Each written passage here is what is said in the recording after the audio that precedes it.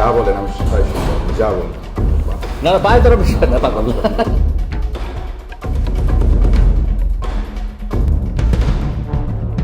গত 10 জুলাই যুগান্তর পত্রিকার শেষ পাতার হেডলাইন, জাল সনদের কথা স্বীকার করে ক্ষমা চাইলেন অধ্যক্ষ, আয়কর নথিতে কোটি কোটি টাকার তথ্য গোপন। এই সংবাদ যাকে নিয়ে করা তিনি আনিসুর রহমান সোহাগ। তার প্রথম এবং সবচেয়ে বড় পরিচয় বহুমুখী প্রতারক। দৈনিক মাতৃভূমির খবর নামে একটি আন্ডারগ্রাউন্ড জাতীয় পত্রিকার সম্পাদক এবং এভারোজ ইন্টারন্যাশনাল স্কুলের অধ্যক্ষ। বহু মানুষকে সর্বশান্ত করা এই সোহাগ তার নিজ বন্ধুর উচ্চশিক্ষার সার্টিফিকেট জাল করে বহু বছর ধরে চাকরি করছেন। যুগান্তর পত্রিকা সোহাগকে নিয়ে সংবাদ প্রচারের আগে সোহাগ নিজে গিয়ে জাল সনদের জন্য ক্ষমা এবং পায়ে ধরে মাপ চেয়ে এসেছিল। ঢাকা বিশ্ববিদ্যালয় থেকে ইকোনমিক্সে মাস্টার্স করেছেন বলে দাবি করে জাল সার্টিফিকেট দেখিয়েছিলেন যুগান্তর পত্রিকাকে। আমাকে আপনি মাফ করেন, আপনি যা বলেন আমি তাই শুনবো, আপনি যা বলেন। না বাইরে তোর বিষয় না পাগল। আপনার এই বাইরে করার বিষয়। আপনি আমাকে একটু আপনি স্টাডি করেন আরো, আমার জীবনটা ভাই। আমি আপনাকে এমনিতেই আসতে চেয়েছিলাম কারণ সাপোর্টের জন্য, আমি আপনার সাপোর্ট চাই। এটা আপনি যা করার করেন, আপনি যা বলবেন আমি তাই করবো। আমাকে আপনি মাফ করেন, যা বলবেন আপনি তাই করবেন। 10 জুলাই যুগান্তর পত্রিকায় জাল সনদের অধ্যক্ষ আনিসুর রহমানের সংবাদ প্রচারের পর আনিসুর রহমান সোহাগ দাবি করেন ঢাকা বিশ্ববিদ্যালয় থেকে নয়, ঢাকা বিশ্ববিদ্যালয়ের প্রতিষ্ঠান ঢাকা স্কুল অব ইকোনমিক্স থেকে মাস্টার্স করেছেন এবং তিনি সিজিপিএ 4-এর ভিতরে 3.94 পান।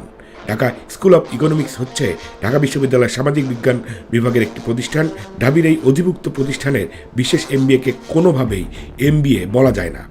যে আমি ঢাকা বিশ্ববিদ্যালয়ের প্রতিষ্ঠান ঢাকা স্কুল অফ ইকোনমিক্স থেকে আমি masters of economics in entrepreneurship ইকোনমিক্সে আমি মাস্টার্স সম্পন্ন করেছি। আমি একটু আমার সার্টিফিকেটের মেইন কপিটা দেখাতে চাচ্ছি এখানে, যেটা আমি পেয়েছি। এখানে স্পষ্ট অক্ষরে লেখা আছে masters of economics in entrepreneurship economics.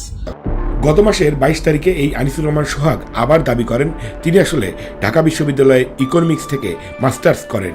এবার তিনি সিজিপিএ 5-এর ভিতরে পেয়েছেন 3.94। এর আগে তিনি দাবি করেছিলেন সিজিপিএ 4-এর ভিতরে তিনি 3.94 পান। 3 দফায় 3 রকম দাবি করা আনিসুর রহমান সোহাগের বিবিএ এমবিএ সার্টিফিকেটও জাল। বিতর্কিত ইবাইস বিশ্ববিদ্যালয় থেকে 2016 সালে বিবিএ এবং 2017 সালে এমবিএ পাশ করেন বলে দাবি করেন সোহাগ। ঢাকা বিশ্ববিদ্যালয়ের মঞ্জুরি কমিশনে সোহাগের সার্টিফিকেটের সত্যতা যাচাই গেলে জানা যায় সে সময়ে সোহাগের বিশ্ববিদ্যালয়েরই কোনো বৈধতা ছিল না, সনদ তো অনেক পরের বিষয়। এই ভুয়া অবৈধ সার্টিফিকেট দিয়ে সোহাগ লালমাটিয়ার এভারোজ স্কুলের অধ্যক্ষ হয়েছেন। জাল সার্টিফিকেট দিয়েই তিনি বিশেষ এমবিএ করেছেন। ঢাকা বিশ্ববিদ্যালয় মাস্টার্স অফ ইকোনমিক্সে আমি 3.94 পেয়েছি আউট অফ 5। 4টা সেমিস্টারের আমি 3টাতেই 4 আউট অফ 4 পেয়েছি, একটাই গিয়ে আমি 3.75 পেয়েছি। ওভারঅল আমার সিজিপিএ হচ্ছে 3.94। এদিকে ঢাকা বিশ্ববিদ্যালয় থেকে অর্থনীতিতে মাস্টার্স করার বিষয়ে খোঁজ নিতে গিয়ে জানা যায় ঢাকা বিশ্ববিদ্যালয়ের অঙ্গীভূত প্রতিষ্ঠান ঢাকা স্কুল অব ইকোনমিক্স থেকে বিশেষায়িত মাস্টার্স কোর্স সম্পন্ন করেছেন সোহাগ, অথচ ঢাকা বিশ্ববিদ্যালয় থেকে ইকোনমিক্সে মাস্টার্স করেছেন বলে প্রচার করেন সোহাগ। ইদানিং এই বাটপার দাবি করছে মালয়েশিয়ার পোত্রা ইউনিভার্সিটি থেকে পিএইচডি করছেন তিনি। ঢাকা বিশ্ববিদ্যালয়ের আইবিএ থেকে এমডিবি করেছি হিউম্যান রিসোর্সের উপরে সেম সার্টিফিকেট দিয়ে, এবং এই সেম সার্টিফিকেট দিয়ে আমি এখন মালয়েশিয়ার ইউনিভার্সিটি পুত্রা বিজনেস স্কুলে আমি পিএইচডি করছি। এই সেম মালয়েশিয়ার অন্যতম পাবলিক এই বিশ্ববিদ্যালয়ে আনিসুর রহমান সোহাগের পিএইচডি কোর্সের খোঁজ নিতে গিয়ে তার ছাত্রত্বের কোনো অস্তিত্ব পাওয়া যায়নি। ইউনিভার্সিটি পোত্রা মালয়েশিয়ার কর্তৃপক্ষের সাথে আনিসুর রহমান সোহাগের ছাত্রত্ব নিয়ে খোঁজ নিয়েছেন সাংবাদিক মুনোয়ার আলম। তিনি যা জানালেন তা একটু শুনে নেই।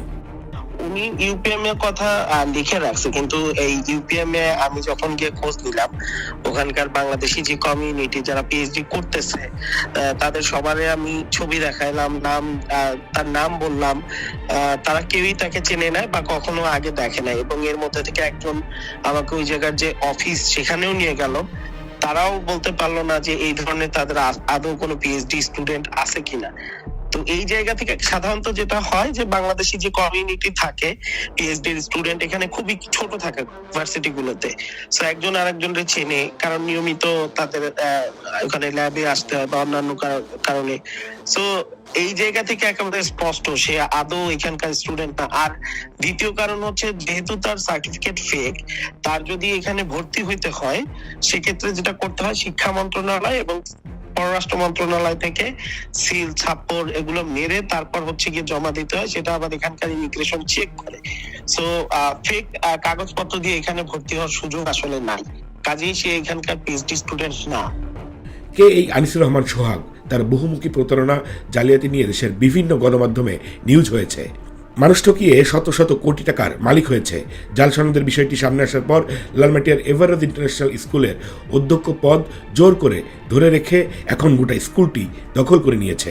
সাবেক প্রধানমন্ত্রী শেখ হাসিনার এপিএস হাফিজুর রহমান লিকু, সাবেক স্বরাষ্ট্রমন্ত্রী আসাদুজ্জামান খান কামাল, আওয়ামী লীগের হেভিওয়েট নেতা জাহাঙ্গীর কবির নানক, আমির হোসেন আমুর সঙ্গে সখ্যতার সুযোগে বিগত সরকারের আমলে বেপরোয়া ছিলেন সোহাগ। জাল ও ভুয়া সনদে অধ্যক্ষ হওয়ার কথা স্বীকার করে বিগত সময়ে গণমাধ্যমের কাছে ক্ষমা চাওয়ার পরও ক্ষমতার দাপটে শিক্ষা বোর্ড, শিক্ষা অধিদপ্তর, ইউজিসি কেউই তার বিরুদ্ধে ব্যবস্থা নিতে পারেনি। সাপোর্টের জন্য আমি আপনার সাপোর্ট চাই, এটা আপনি যা করার করেন। একদিকে আওয়ামী লীগের দোসরদের সম্পদের দেখভাল করছে সোহাগ, অন্যদিকে নতুন করে জামায়াতে যোগ দিয়েছে সে। ছাত্র আন্দোলনের মামলায় গ্রেপ্তার হওয়ার পর জামিন হয়েছে একদিনের ভেতর। শিবিরের সম্মেলনেও দেখা গেছে লীগের দোসর সোহাগকে। মূলত নিজের এবং তার কাছে থাকা আওয়ামী লীগ দোসরদের বিপুল পরিমাণ অর্থের সুরক্ষা দিতেই এই প্রতারক এখন জামায়াতে যোগ দিয়েছে। ভুয়া জাল সনদধারী প্রতারক সোহাগের বাটপাড়ির খবর প্রকাশ্যে আসার পর মানবজমিন পত্রিকা এই সোহাগকে বিশিষ্ট শিক্ষাবিদ বানিয়ে পাতা জুড়ে কয়দিন পর পর খবর ছাপায়। চোখের সামনে দেখা সত্য প্রমাণে দলিল লাগে না। বহু মানুষকে ঠকিয়ে প্রতারণাকে শিল্পে পরিণত করা আনিসুর রহমান সোহাগের সব অপকর্ম ঢাকতে এখন জামাতের রাজনৈতিক সাইনবোর্ড ব্যবহার করা হচ্ছে। তাতে অবশ্য সোহাগের অতীত পাপ মোচন সম্ভব নয়। আনিসুর রহমান সোহাগের একটি আন্ডারগ্রাউন্ড জাতীয় দৈনিক পত্রিকা রয়েছে, যেটির নাম দৈনিক মাতৃভূমির খবর। সেখানেও আছে নানা বাটপাড়ি। সেসব থাকবে দ্বিতীয় পর্বে। না না, পায়ে ধরার বিষয় না পাগল। আপনার এই পায়ে ধরার বিষয়। আপনি আমাকে একটু আপনি স্টাডি করেন আরো। আমার জীবনটা ভাই, আমি আপনার কাছে এমনিতেই আসতে চেয়েছিলাম, সাপোর্টের জন্য আমি আপনার সাপোর্ট চাই, এটা আপনি যা করার